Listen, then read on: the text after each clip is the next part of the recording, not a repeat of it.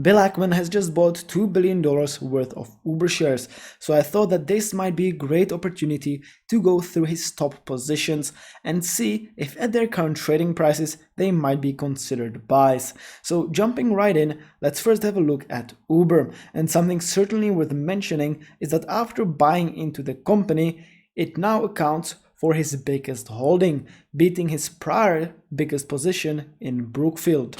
Since I last covered Uber about 2 weeks ago, the company is up by almost 20%, mainly because the news got out that Bill Ackman bought $2 billion worth of shares, which does account for about 1.5% of the overall company. Now, what you have to understand is that Uber isn't just the Uber everyone knows them for. The company is aggressively investing in autonomous vehicles, securing supply through partnerships with Waymo and other OEMs, and despite concerns, they do have strong fundamentals and high growth potential, justifying a long-term bullish outlook. So jumping to my stock valuation spreadsheets, when we do zoom in on pillar 3, you can see that the revenue grew from 11 billion in 2020 to 44 billion in 2024. That's a 400% increase within a 5-year period. Regarding the net income, that actually increased from the negative sector to almost 10 billion in 2024. Again, a huge increase from about 2 billion in 2023. And regarding the free cash flow, that as well increased by 100% year over year from 2023 to 2024. So there is no arguing that the company is growing at extreme rates.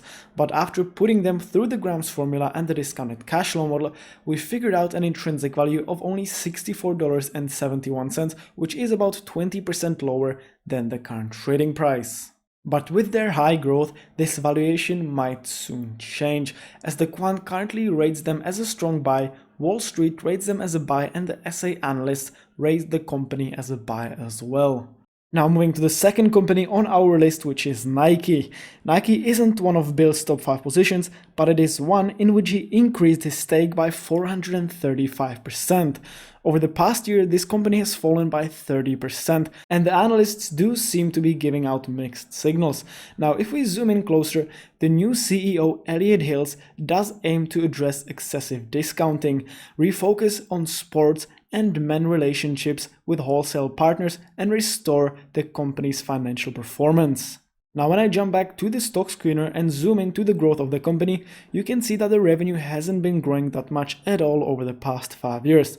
The net income has actually been decreasing by quite a bit, and the free cash flow has been quite stable, not moving up or down. Now when I zoom into pillar 6, you can see that the return on invested capital has actually been decreasing, and that is the same case with the profit margin, which has decreased from about 13% in 2020 to only 9.98%, which it is sitting at currently.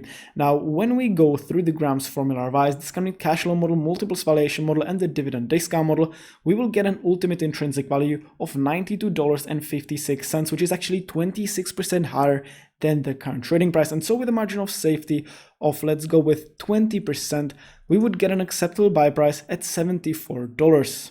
Now jumping to Bill's second biggest holdings, which is Brookfield. Over the past year, this company is up by 54.46%, mainly because of the bullish outlook thanks to Trump becoming president. As the company owns mainly US assets, it isn't at risk from tariffs, and Brookfield also benefits from Trump's spending priorities.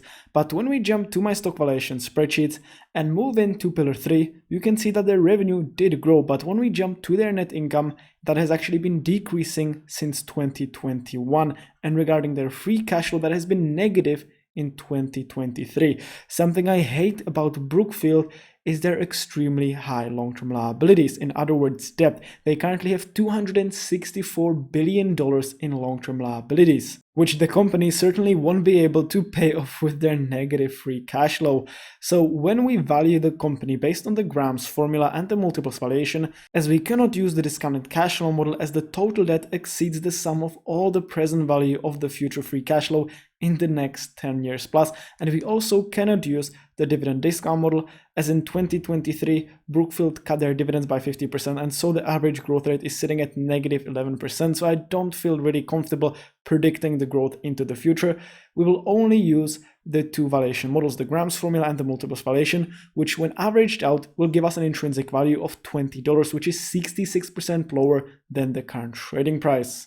So based on fundamentals, this company certainly isn't a great investment. Now looking at Bill Ackman's third biggest holding right after Brookfield and Uber, Hilton, and he actually reduced his position by 17.67% in Q3 in 2024.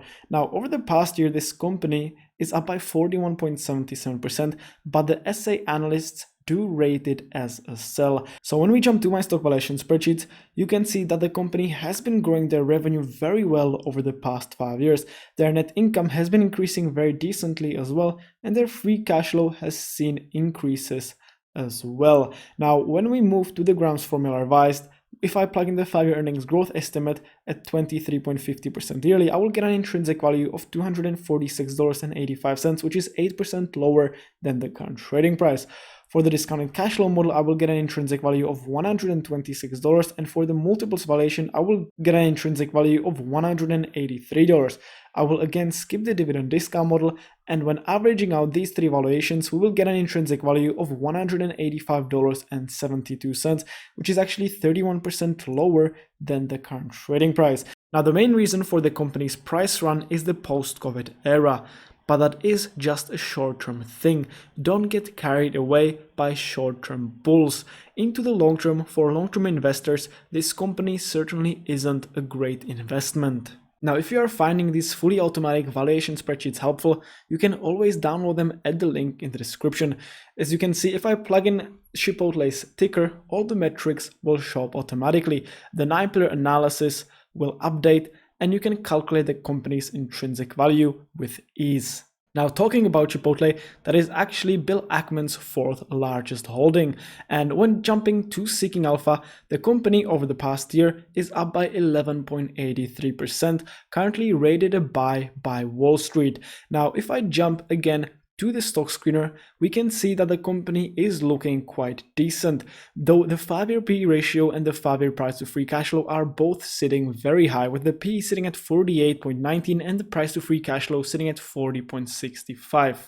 So again, after going through the Grams formula revised, discounted cash flow model and the multiples valuation model, we will skip the dividend discount model as Chipotle currently doesn't pay out any dividends and arrive straight to the ultimate valuation, where when we average out the three valuations, we will get an intrinsic value of $28.64, 50% lower than the current trading price. So from all these companies, the only ones I would buy into the long term, buy at all actually, are Nike, which I do own in my portfolio, and possibly Uber, as there I do see the biggest upside. And with that, I hope that you enjoyed this video. Make sure to leave a like and subscribe, as it really helps me out.